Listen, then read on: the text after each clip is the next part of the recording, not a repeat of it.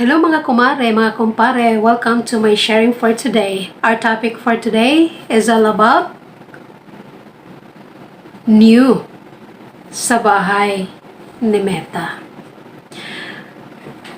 Nung nakaraang mga buwan, madami po sa atin ang mga nagpa-follow to follow, reels to reels. Tapos may mga tinitingala po tayong mga malalaking content creator. May mga nagsasabing baguhan, mga maliliit na content creator. Ngayon sa bagong update po, mga kumare, mga kumpare, mula October 6, kung makikita ninyo sa mga dashboard po natin, may mga kaibahan po doon. May mga tools na noon hindi natin makikita, pero ngayon makikita po natin. Pero sinasabi po doon, not yet eligible, not yet available. O ano bang mga marka dyan sa inyo? So, ibig pong sabihin, ito po'y patunay na lahat po tayo ngayon ay patas sa bahay pong ginagalawan po natin. Kaya huwag kayong mainip kung namumula man ang mga dashboard po ninyo.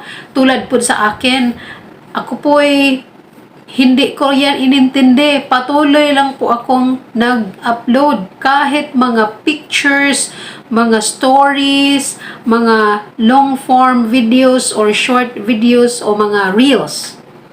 Dahil may guide doon kung ilan ang dapat mong i-upload. Dahil may mga minus dyan. Nakikita nyo.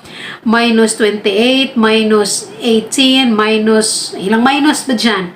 May guide kayo sa interaction, ilan ang kulang mo comparing sa previous 28 days.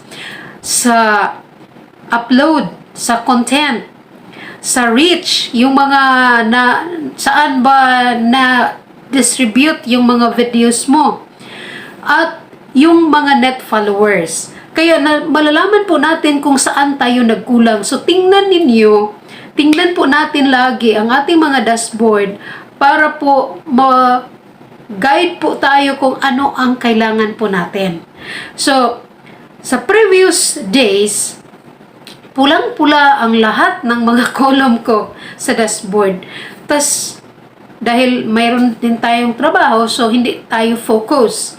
But, dahil may Sabado at Linggo, so tinitingnan ko nung may panahon tayo kung magkanong kulang, kung ilan ang kulang. Ayun.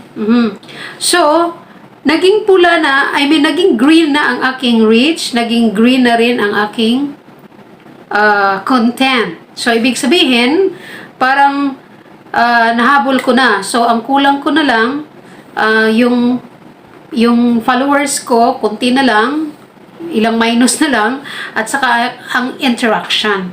So, nakikita ko na meron talagang guide sa atin para ano ang gagawin natin para maging green lahat.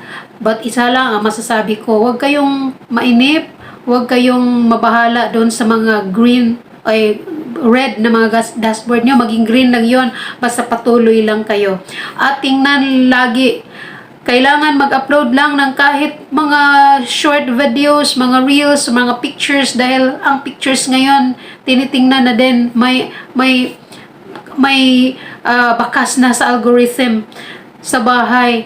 Kaya kailangan tayong active. So paano tayo maging active?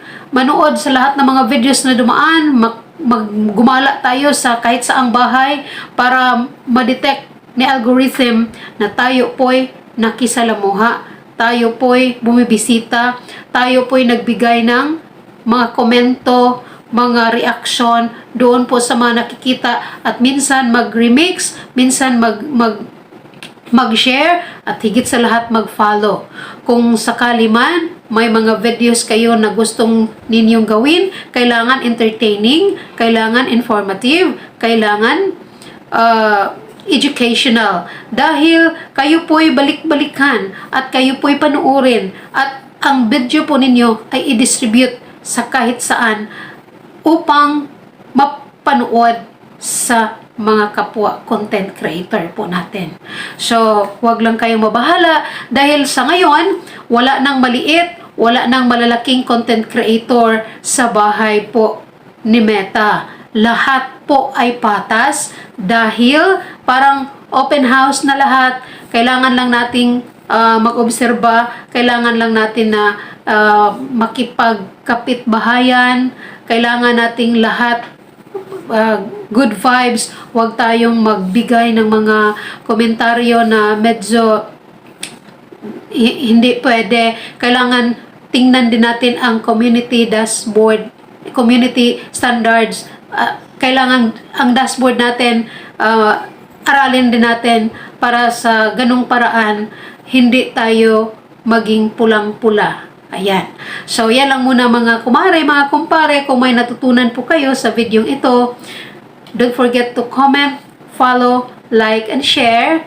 At sa mga followers ko po, mag-iwan lang kayo ng bakas sa bahay ko at talagang bibisitahin ko ang mga condominium po ninyo. Yan lang po muna. Hanggang sa susunod. Bye everyone and God bless. Mahigpit na yakap.